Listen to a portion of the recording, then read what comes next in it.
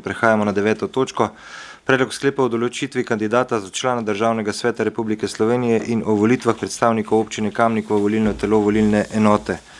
Predlog sklepa je objavljen v gradivu številka 4, predlagatelj župan, poročevalke pa Kristina Zabavnik, Maja Sušnik in pa Bogomira Skvarča Jesenšek. Beseda ima Kristina Zabavnik.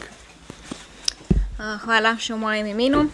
Zakon o državnem svetu določa, da lokalne skupnosti izvolijo svoje predstavnike v volilno telo in določijo tudi kandidate za člane državnega sveta v skladu s svojimi pravili.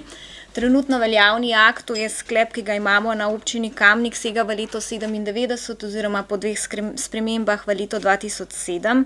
Glede na to, da so bile lani izvedene redne volitve v državni svet in glede na to, da se je leto začetek leta spreminjal zakon o državnem svetu, ki je skrajšal določene roke za oddajo kandidatur, pa glede na to, koliko je že star ta sklep, ki smo ga imeli do zdaj sprejetega, smo ugotovili pač, da je treba ta sklep posodobiti, da je treba posodobiti nekatera imena delovnih teles, to je Komisija za mandatna vprašanja.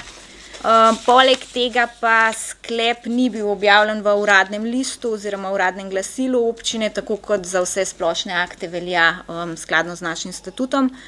In zato smo pač pripravili nov sklep in predlagamo, da ga občinski svet potrdi. Hvala. In točko umestili na sejo, kjer ni veliko točk. Odpiram razpravo, delovna telesa, svetniške skupine, svetnice, svetniki.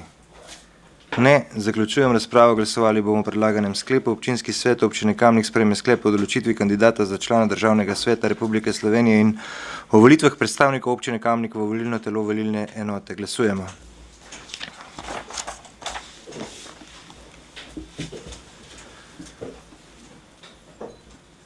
Glasovanje poteka.